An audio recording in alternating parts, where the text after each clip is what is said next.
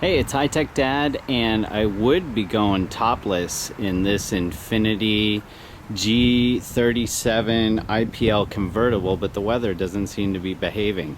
So I've been test driving this G37 convertible, have been going topless, yes I have, and been having a lot of fun. This is a really outstanding four-seater sport coupe from Infiniti. It boasts 343 horsepower. It's a V6 24 valve IPL tuned high performance sports coupe. You can see the 19-inch 7-spoke aluminum alloy wheels here, and these are summer performance tires, so you probably wouldn't want to be driving around in the rain. Also, that kind of defeats the purpose of a hardtop convertible. It is an automatic. It doesn't come with a manual transmission, but this is a 7-speed automatic with paddle shifters, and I'll go into that in just a second. But you can see, at least from this video in overcast light, it looks like it's black, but it is actually sort of a very dark purple. When you get direct sunlight on it, the colors really come out, and it has extra depth in the coloring. So like I said, it's a retractable hardtop. It goes down into the trunk. I'll show you a little bit about the trunk in a little bit, and we'll take a look at some of the tech inside as well. So before we go inside, I do want to talk about the engine. Like I said, it is a 24 valve V6 with 243 horses under this beast right here, with 273 pounds of torque. So what that translates to is getting off the line really fast. It's got a great engine roar when you get it going, and definitely a lot of fun to drive. It's got really tight cornering, super acceleration, and really solid braking. It's definitely a pleasure to drive. So with the hardtop up, there's definitely a lot of space in here to put in a few suitcases to go on the road. It's kind of more of an overnighter, not really a long haul trip kind of thing. But when you want to put the hardtop down, you actually have to flip up this little tab here, and then the whole hardtop goes into this space, which I'll show in a minute. But that leaves you with practically nothing. I think it's about 2 cubic feet of storage space, which really isn't that much. There's also a little bit more storage for flat items underneath.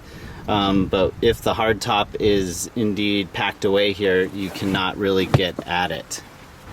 So one thing that I did like is the interior. So it's obviously leather, and I like the dark contrast with the sort of brushed aluminum style. As I said, this is a 4-seater, but I wouldn't recommend putting big adults in the back for an extended period of time. They can sit to the side, but this is probably better for smaller kids, simply because if you push back the seats, the legroom pretty much disappears. It does have a Bose sound system, and you can see actually there are speakers embedded in the headrest, which makes it really nice. When you have the top down, you can really hear the audio. You can also see it embedded in the side over there, and there are speakers in the center and elsewhere. So this is the main control panel in the center. So obviously there's a touch screen up here with various interfaces that you can control, like your navigation, your audio controls. This is a jog dial that lets you dial through things, phone access. I always liked the Infiniti clock. It's an analog clock. It's very easy to tune on the radio. It's got a CD player. It's got dual climate controls, which are automatic and very powerful, especially with the top down. You can really heat up the car if you need to. Then it's got the automatic shifter. So it does have a way to go into sort of a manual shifting mode where you can upshift and downshift on the fly, and it's got rev matching. And then it does have heated and cooled seats, and the let me tell you, the cooled seats are great when it's really hot, when you have the top down. And then there are USB controls that you have hidden away in this center console, and obviously cup holders, and a lot of other neat things. The steering wheel also has a variety of good controls. So there is cruise control on the right hand side, and then you have the ability to control the source of your audio, do volume up and down, and make changes that way. There are voice commands that are built in, and you can answer and hang up your Bluetooth connected phone as well. So it is a keyless starter, so you do have to have your foot on the brake down below, and then you just fire it up this way, and you can hear the engine roar to life.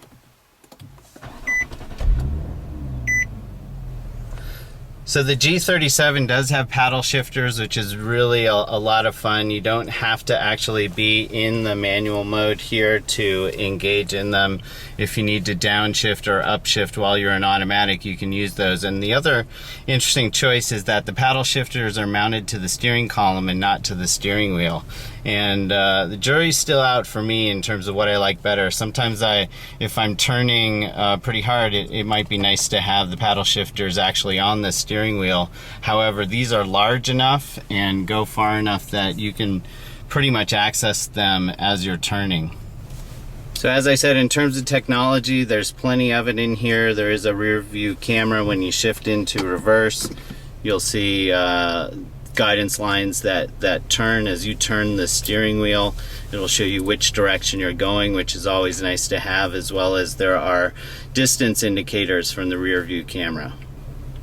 So there also is like an information screen as well as settings. So like I can show you my current fuel economy, for example. So I click on that, and I've been averaging about 18.3 miles to the gallon. I've been driving it pretty hard, so I'm not surprised that the fuel economy is a little lower. I haven't been on the freeway that much.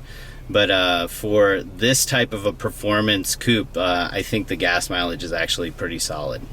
So let's take a look at how the hardtop detracts and folds away. So I would recommend being parked somewhere out of the way. It does take a few seconds to go down, almost a minute. So you do also have to hold down on the button to do this. So I'm gonna press the open, and it starts rolling down the windows. And if I flip around back here, you can see the back's going up, putting some things down, and then the top is coming off. And hopefully it won't start raining right now. And then it folds down fairly quickly,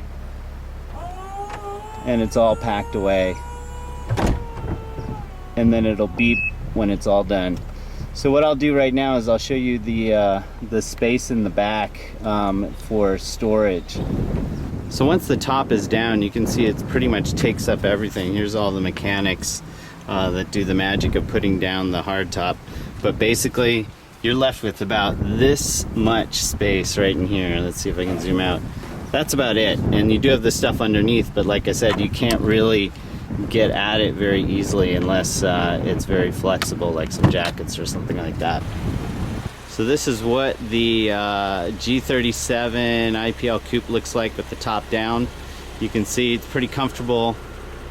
A little bit of leg room there. I have the other seat put up front, and definitely an eye turner when you are driving down the street. So the Infiniti, this is the 2013, the Infiniti G37 coupe. This is the IPL version, as I mentioned. Definitely a lot of fun to drive, especially with the top down, going topless. But I do love the hard top convertible. Makes you feel a little bit more secure parking it out on the street.